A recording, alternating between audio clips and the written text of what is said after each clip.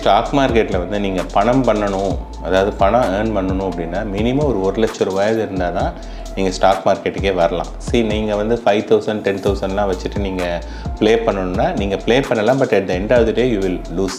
Long term அப்படிங்கிறது நான் வந்து 5 இயர்ஸ்ன்னு சொல்கிறேன். ஆனால் இந்த டிப்ஸை கேட்டுட்டு ஒருத்தர் வாங்குறாரு இல்லையா, அவர் என்ன நினச்சிட்டு இருக்காருன்னா வாங்குறாரு உடனே. ஓகே, இப்போ அவர் டிவிலாம் வந்து சொல்கிறாரு நல்லதாக இருக்கும் அப்படின்னு வாங்குறாரு. 3 மந்த்ஸில் ஒன்றும் ஏறல, 6 மந்த்ஸில் ஒன்றும் ஏறல, 1 இயரில் ஒன்றும் ஏறல. அதெல்லாம் ஒன்றுமே வேஸ்ட்டு பாவங்கள்லாம் சொல்கிறதெல்லாம் எதுவுமே கேட்கக்கூடாது, ஸ்டாக் மார்க்கெட்டே கேம்பிளிங் மோசம் அப்படின்னு அதுலேருந்து வெளில வந்துடுவார். அதுக்கப்புறமா அடுத்த 2, 3, 4 இயர்ஸில் நான் வந்து 5 வருஷம் சொன்னதில் வந்து பார்த்திங்கன்னா 5 வருஷத்துக்கு அந்த ஸ்டாக் டபுளோ ட்ரிபிளோ ஆகிடும். மார்க்கெட் முடியுது, நாளைக்கு ஏதோ ஒரு பேட் நியூஸ், ஓகேங்களா, எப்போ வேணாலும் பேட் நியூஸ் வரலாம். ஒரு பேட் நியூஸ் வந்தது அப்படின்னா மறுநாளைக்கு உங்களோட பொசிஷன் எல்லாமே கொலாப்ஸ் ஆகிடும். அப்போ நீங்கள் நிறைய பொசிஷன் எகெயின்ஸ்டாக வச்சுருந்தீங்கன்னா there will be a huge loss. இப்போ 1 லட்ச ரூபா நான் போடுறேன்னா இந்த 1 லட்ச ரூபா எனக்கு தேவையில்லை. Even if I loose that 1 lakh rupees என்னுடைய டே டு டே லைஃப் பாதிக்காது அப்படிங்கிற அந்த மணியை கொண்டு வரலாம். ஆர் ஈவன் 25,000னாலும் அந்த ஸ்டாக் மார்க்கெட்டுன்னு கொடுக்கக்கூடிய மணியை. கட்டுமானத்தின் வலிமை, கட்டிடங்களின் பாதுகாப்பு, ஸ்ரீ துர்கா டிஎம்டி கம்பிகள். நியூஸ் கஃபே நேயர்களுக்கு வணக்கம். பங்கு சந்தை தொடர்பான பல்வேறு தகவல்களை தெரிஞ்சுக்கிறதுக்காக பட்ஜெட் பத்மநாபன் அவர்களை இன்னைக்கு நிகழ்ச்சிக்கு இன்வைட் பண்ணியிருக்கோம். வணக்கம் சார். வணக்கம். ஒரு வாழ்க்கையில் பட்ஜெட் போட்டு வாழ தெரியல அப்படின்னா பட்ஜெட் பத்மநாபனோட உதவி கண்டிப்பாக தேவை அப்படிங்கிறத மக்கள் இப்போ தெரிஞ்சுக்கிட்டாங்க. அதை உங்களோட வீடியோஸில் வர ரெஸ்பான்ஸ் மூலமாக பார்க்க முடியுது. இன்றைக்கி பட்ஜெட் அப்படிங்கிறத தாண்டி பங்கு சந்தை ரிலேட்டடாகவும் நிறைய விஷயங்கள் மக்களுக்கு டிப்ஸாகவும் கொடுத்துட்ருக்கீங்க. என்எஸ்சி ஸ்டார்ட் பண்ணி கிட்டத்தட்ட 148 வருஷம் ஆச்சு. பிஎஸ்சி ஸ்டார்ட் பண்ணி 32 வருஷம் ஆகுது. இன்றைக்கி வரைக்கும் இன்வெஸ்ட் பண்ணிட்டு இருக்கிறவங்களும் சரி, பண்ணினவங்களும் சரி, இப்போ இனிமேல் பண்ண போகிறவங்களும் சரி, நிறைய சந்தேகங்கள் இதில் பொதுவான சந்தேகங்கள் அப்படின்னு இருக்குது. அப்படி பொதுவான சில சந்தேகங்கள் உங்கள்கிட்ட கேட்டு தெரிஞ்சுக்கலாம் அப்படிங்கிறது தான். ஃபர்ஸ்ட் கொஸ்டின் என்ன அப்படின்னா, எனக்கு மட்டும் ஏன் அப்படி நடக்குது?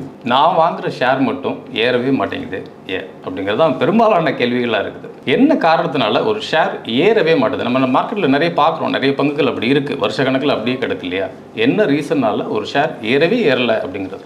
ஷேர் ஏறணும் அப்படின்னா ஷேருடைய அந்த கம்பெனி நல்லா பர்ஃபார்ம் பண்ணால் மட்டும் போகாது. So performance of the company is important. அதுக்கப்புறமா அந்த பர்டிகுலர் இண்டஸ்ட்ரிக்கு வந்து மார்க்கெட் வந்து எந்த அளவுக்கு ஃபேவராக இருக்காங்க அது வந்து அடுத்த இது. தேர்டு வந்து பார்த்திங்கன்னா அந்த கம்பெனி வந்து அந்த செக்டரில் லீடராக இருக்காங்களா. ஸோ ஃபோர்த் வந்து என்னென்னா லீடராக இருக்காங்க, பட் அவங்களுடைய க்ரோத் வந்து கன்சிஸ்டண்ட்டாக ஏறுதா அல்லது ஏறுறதுக்கான ஆப்பர்ச்சுனிட்டி இனிமேல் கம்மியாக, because the size is very big. இந்த மாதிரி நிறைய ஃபேக்டர்ஸ் வந்து which determine the share price. So ஒரு கம்பெனி ஜஸ்ட்டு பார்த்த மாத்திரத்தில் அந்த கம்பெனியுடைய ஷேர் ப்ரைஸ் மேலே போகும்னு சொல்லவே முடியாது. உதாரணத்துக்கு வந்து பார்த்திங்கன்னா லாஸ்ட்டு 3 இயர்ஸாக வந்து ஹெச்டிஎஃப்சி பேங்க்குடைய ஷேர் ஏறவே இல்லை. ஹெச்டிஎஃப்சி பேங்க்ஸ் அதுக்கு முன்னாடி வரையும் எவ்ரி இயர் வந்து ஒரு 20% மேலே கண்டினியூஸ் க்ரோத் இருந்தது. ஸோ இப்போ என்னென்னா இது 3 வருஷத்துக்கு முன்னாடி வாங்கினவங்க என்ன பண்ணுவாங்க, ஓகே இனிமேல் இந்த ஸ்டாக்கை வந்து வச்சு பிரயோஜனமே கிடையாது அப்படின்னு சொல்லிட்டு அவங்க வந்து வெளியில் வருவாங்க. ஆனால் இந்த நெக்ஸ்ட்டு 1 இயரோ 2 இயர்ஸோ வந்து இந்த 3 வருஷத்துக்கு கொடுக்காத அந்த ரிட்டனை வந்து ஒரு 1 இயர்லையோ 2 இயர்ஸ்லையோ கொடுக்கறதுக்கான சான்சஸ் நிறைய இருக்குது. இப்போ நான் கொடுக்குன்னு நான் சொல்லலை, பட் சான்சஸ் வந்து நிறைய இருக்குது. என்னென்னா நீங்கள் வந்து ஒரு ஸ்டாக்கை வாங்கிறதுக்கு முன்னாடி நீங்கள் ஹோம் ஒர்க் பண்ணணும். ஃபர்ஸ்ட் ஆஃப் ஆல் அந்த ஸ்டாக் வந்து நிரந்தரமாக இருக்குமா அந்த பர்டிகுலர் கம்பெனி, அது பார்த்துட்டு அதோடைய தேவை என்ன அதை டிசைட் பண்ணிவிட்டு நீங்கள் வாங்கினீங்கன்னா அதுவும் ஒரு 3 to 5 இயர்ஸாவது ஹோல்டு பண்ணணும். நம்ம என்ன பண்ணுறோன்னா ஒன்று வாங்கிட்டு அடுத்து 1 மந்த்லையோ 2 மந்த்ஸ்லையோ 3 மந்த்ஸ்லையோ ஏறணுங்கிற மாதிரி பார்க்குறோம். அது மாதிரி நடக்கவே நடக்காது. ஸ்டாக் மார்க்கெட்டில் நீங்கள் ஸ்டாக்கை வாங்கினீங்கன்னா பொறுமை ரொம்ப ரொம்ப அவசியம். பொறுமை இல்லாதவங்க வந்து ஸ்டாக் மார்க்கெட்டே வரக்கூடாது. ஆனால் ஒரு சில ஸ்டாக்ஸ் பார்க்குறப்ப வருஷக்கணக்காகவே ஏறாமல் இருக்கு இல்லையா? என்ன ரீசனால அப்படி அவ்வளோ லோவாக இருக்கிறதுக்கான? இல்லை, அதுதான் இப்போ வந்து என்னென்னா அந்த கம்பெனிக்கான நீடு வந்து பெருசாக இல்லை. அதாவது என்ன சொல்லுவாங்கன்னா வேல்யூ ஸ்டாக்ஸ்ன்னு சொல்லுவாங்க.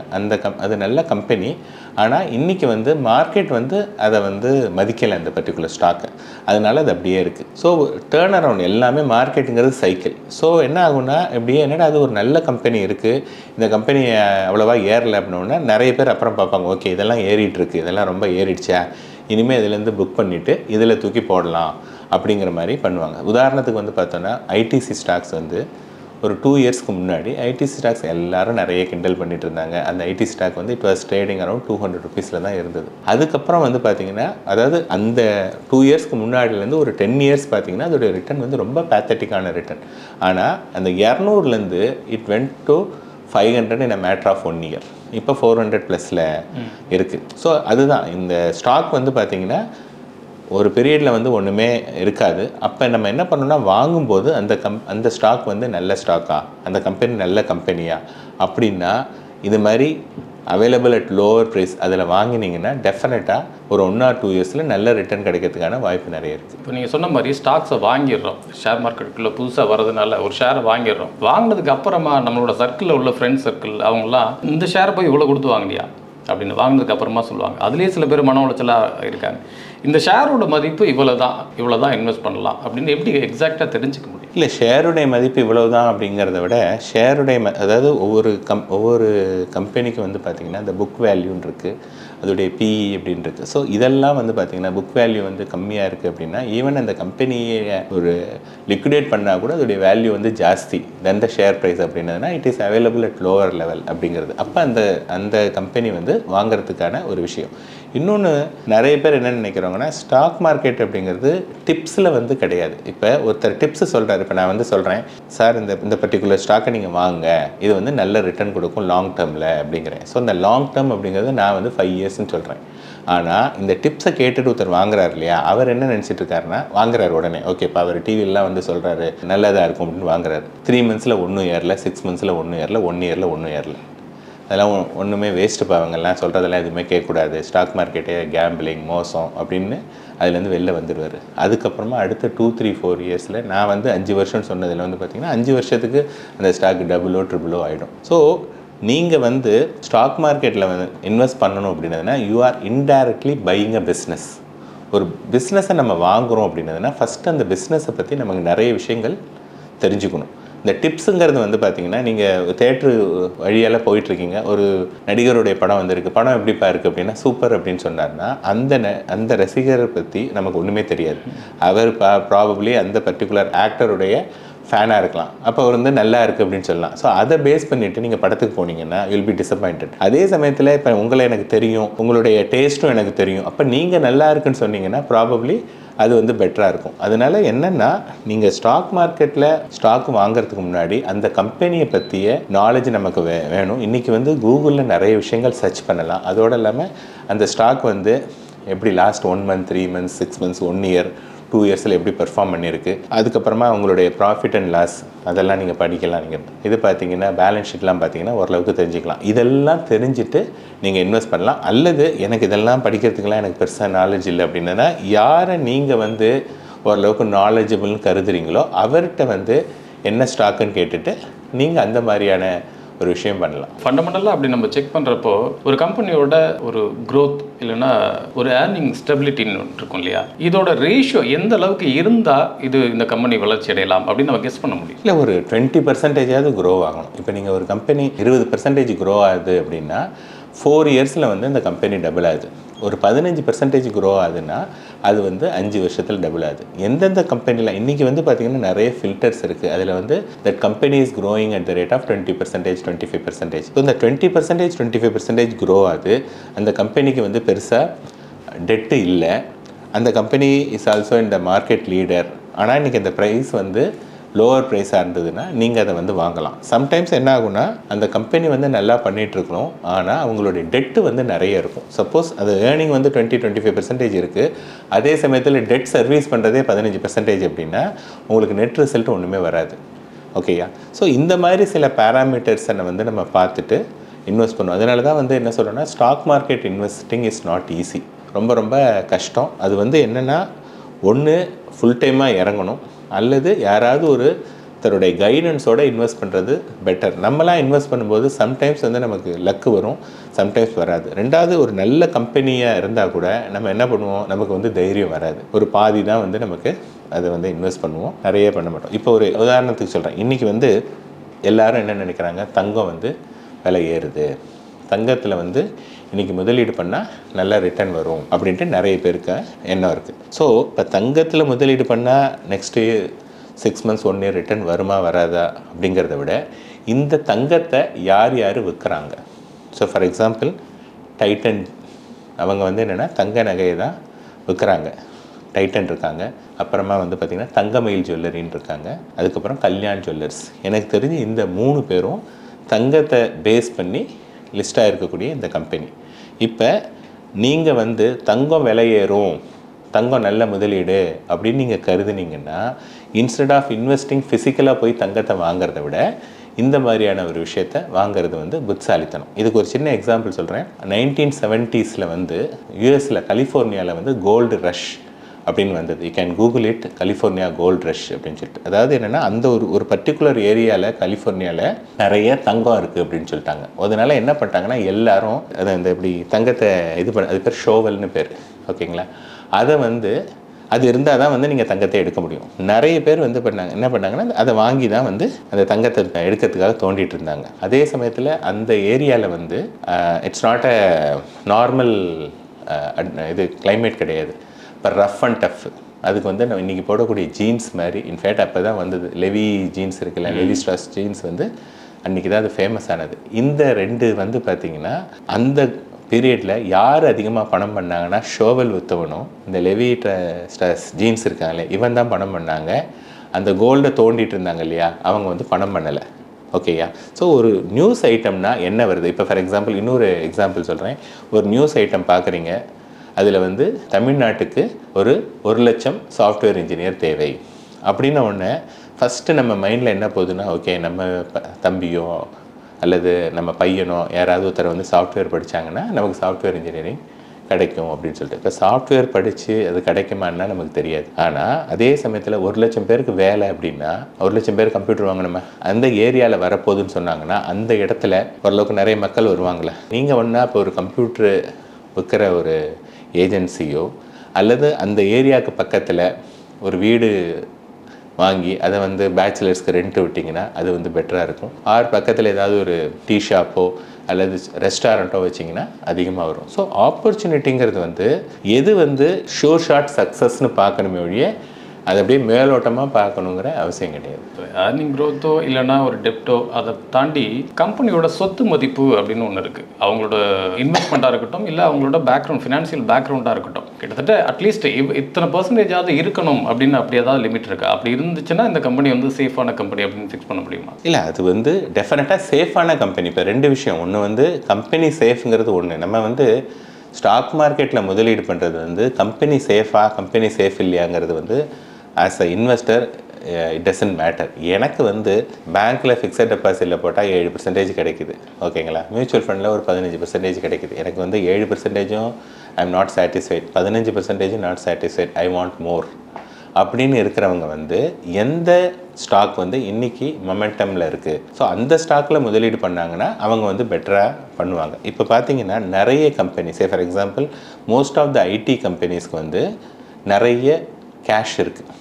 ஆனால் அந்த கேஷை டிப்ளாய் பண்ணுறதுக்கு ப்ராப்பரான ஒரு ப்ராஜெக்டோ ஆப்பர்ச்சுனிட்டியோ இல்லை. அதனால they even kept the cash idle. அது இப்போ நீங்கள் பார்த்தீங்கன்னா அதெல்லாம் சேஃபான கம்பெனினா எஸ், ஆனால் க்ரோத் இருக்கான்னா க்ரோத் இல்லை. அதனால் ஒரு கம்பெனி வந்து ஸ்டேபிள் அப்படிங்கிறது வந்து இம்பார்ட்டன்ட். பட் இம்பார்ட்டண்ட்டை விட what is more important is a growth. ஃபண்டமெண்டலாக செக் பண்ணுறப்போ நியூவாக வர்றவங்களுக்கு வந்து நிறைய பேர் ஃபினான்ஷியல் அட்வைசர்ஸ் இன்ஸ்ட்ரக்ஷன் கொடுக்குறாங்க, இதெல்லாம் ஃபாலோ பண்ணுங்கள் அப்படின்ட்டு. ஆனால் அதை தாண்டி ஒரு கம்பெனிக்குள்ளார இன்வெஸ்ட் பண்ணணும் அப்படிங்கிறப்போ நெகட்டிவாக அந்த கம்பெனி இப்படி தான் போகும், இதுக்கு பெருசாக க்ரோத் இருக்காது அப்படின்னு தெரிஞ்சுக்கணும். என்னென்ன விஷயங்களை வச்சு தெரிஞ்சுக்கலாம்? ஃபர்ஸ்ட் அண்ட் ஃபார்மோஸ்ட் வந்து அந்த கம்பெனியுடைய லாஸ்ட் 1 year 2 years 3 yearsல வந்து அது ப்ராஃபிட்டில் இருக்கா லாஸில் இருக்கா, நம்பர் 1. நம்பர் 2 வந்து அந்த ப்ராஃபிட் லாஸ் வந்து எதனால், கம்பெனியுடைய பர்ஃபார்மன்ஸே சரியில்லையா, ஆனால் அவங்களுடைய கடன் வாங்கியிருக்க கடன் நிறைய ஜாஸ்தியாக இருக்கா, இது வந்து அடுத்த ஒரு விஷயம். அண்டு என்ன பியர் குரூப், அவங்க அந்த செக்டரில் ஒரு 10 கம்பெனி இருந்தாங்கன்னா அந்த 10 கம்பெனியில் இந்த கம்பெனியுடைய செயல்பாடு என்ன இருக்குது. ஸோ இது வந்து ரொம்ப ரொம்ப இம்பார்ட்டண்டான விஷயம். மோஸ்ட் ஆஃப் த டைம் என்ன பண்ணுவாங்க அப்படின்னா அந்த ஸ்டாக் வந்து பெருசாக கம்பெனி கூட பர்ஃபார்ம் பண்ணாது, பட் ஸ்டில் வந்து அந்த ஸ்டாக் ப்ரைஸ் வந்து ஏறிட்டே இருக்கும்.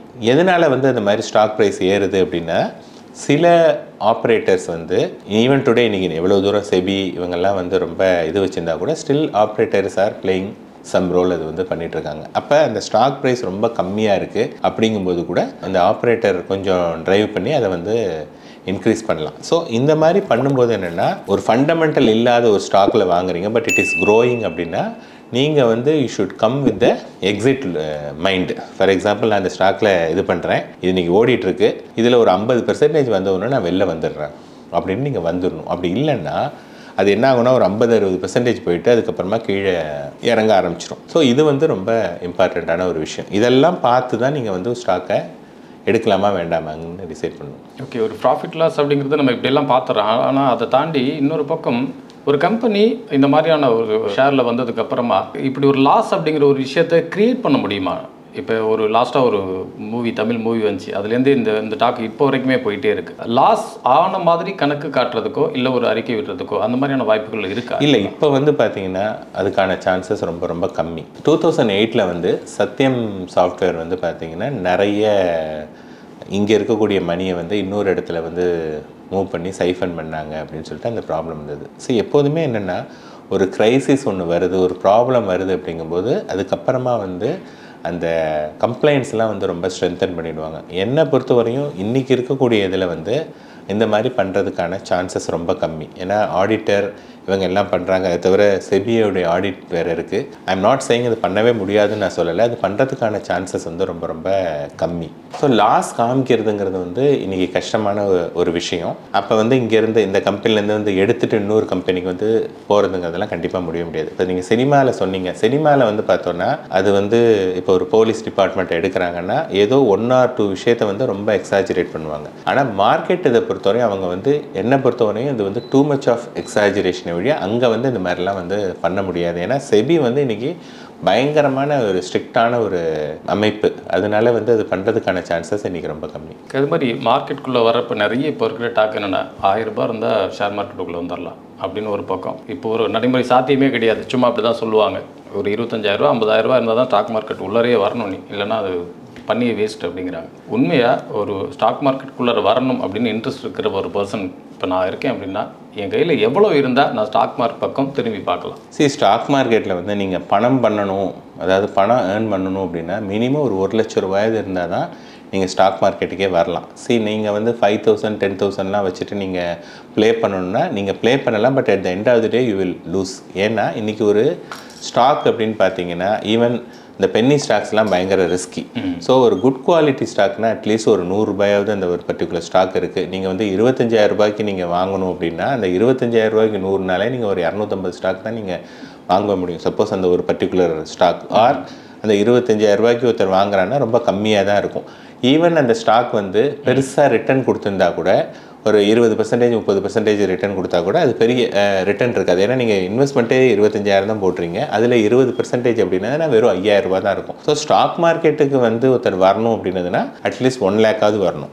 ஆனால் இப்போ நிறைய பேர் நீங்கள் சொன்னீங்க இல்லையா 1000 25,000 உள்ளவங்க வந்து இந்த ஸ்டாக் மார்க்கெட்டில் நம்ம பேசுகிறது வந்து கேஷ் மார்க்கெட் அப்படின்னு சொல்லிட்டு. இப்போ இந்த ஃபியூச்சர்ஸ் அண்ட் ஆப்ஷன் அப்படிங்கிறதுல வந்து பார்த்தீங்கன்னா even you can come with the lower circuit. இந்த லோயரில் வந்து என்ன சேலஞ்சஸ் அப்படின்னா அதை பற்றி நமக்கு நிறைய அறிவு இருக்கணும். அது நிறைய பேருக்கு கிடையாது.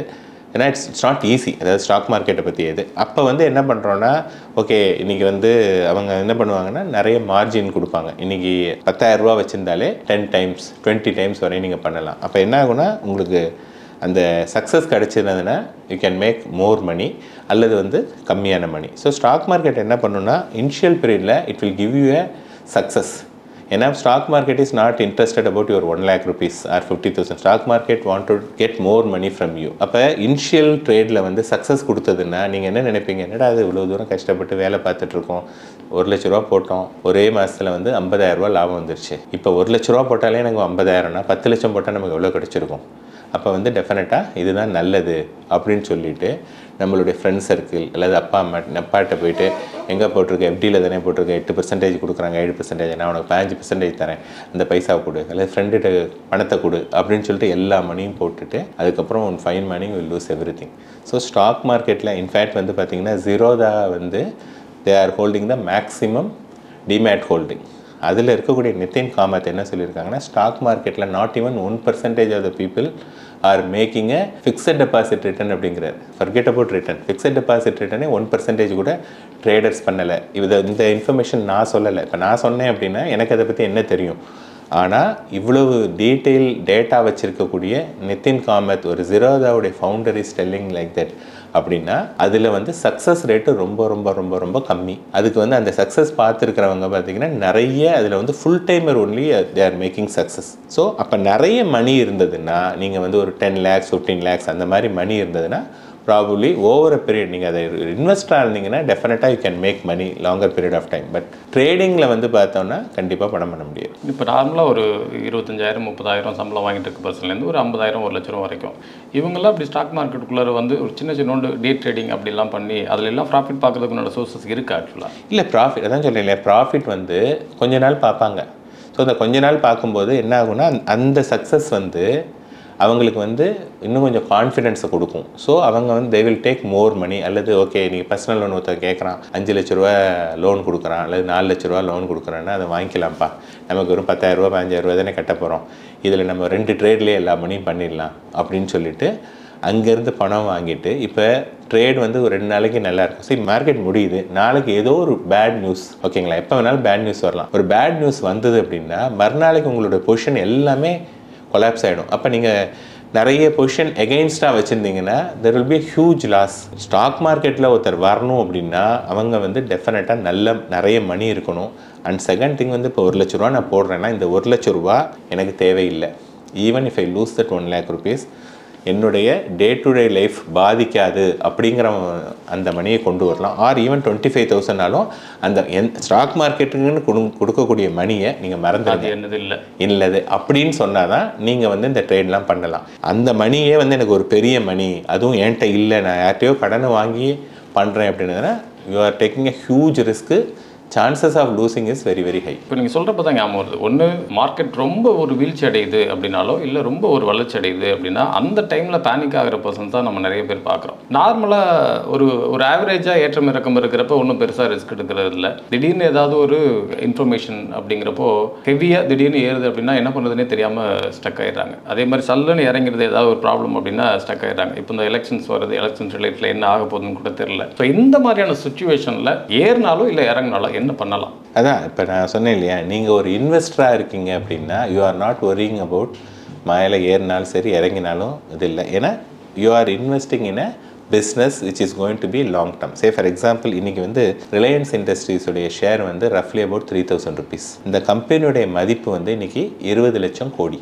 ஓகேயா, இப்போ நாளைக்கு போய் நீங்கள் முகேஷ் அம்பானிட்ட வந்து what will be the share price tomorrow or 1 year from now அப்படின்னா he will say I don't know. ஆனால் அவர் என்ன சொல்லுவார்னா இன்றைக்கி நான் வந்து ஒரு 10 வெர்டிக்கல் என்னுடைய பிஸ்னஸில் இருக்குது, இன்னும் 2-3 ஆட் பண்ண போகிறேன். இந்த 10 vertical currently it is producing ரஃப்லி அபவுட் 1 lakh crore ப்ராஃபிட் வருது வருஷத்துக்கு. இது வந்து இன்னும் நெக்ஸ்ட்டு 5 yearsல வந்து I will make sure that it will happen 2 lakh crore அப்படின்னு சொல்கிறாரு. அப்படின்னா he is talking about 15% growth for their company. So the moment that 15% happens, அதுக்கு முன்னாடியே நீங்கள் 3,000 ரூபா இருக்கக்கூடிய ஷேர் வந்து 6,000 ரூபா ஈஸியாக வந்துடும். ஸோ லாங் டேர்மில் வந்து பார்த்திங்கன்னா ஸ்டாக் மார்க்கெட்ஸ் வந்து ப்ரெடிக்டபிள். அதனால தான் இவர் வாரன் பஃபே என்ன சொல்லுவார்னா stock market is a voting machine in the short term, weighing machine in the long term அப்படிம்பார். ஓகேயா, so stock market more predictable, success நிறைய when you hold it for a long term. Short டேர்மில் வந்து பார்த்திங்கன்னா sometimes இல்லை very very few times will be lucky, most of the time will be unlucky, you will lose more money. நம்ம நண்பர்கள் சில பேரை பார்க்குறப்ப ஒரு ஸ்டாக் வாங்கணும் அப்படின்னா அதுக்கு பெருசாக ரிஸ்க் எடுத்துக்கிறது இல்லை. ஃபஸ்ட்டு ஒன்று என்னென்னா நிறைய இப்போ யூடியூப்ஸ் வந்துருச்சு, நிறைய பேர் வந்து ஸ்டாக்கை பற்றி ரெஃபர் பண்ணுறாங்க.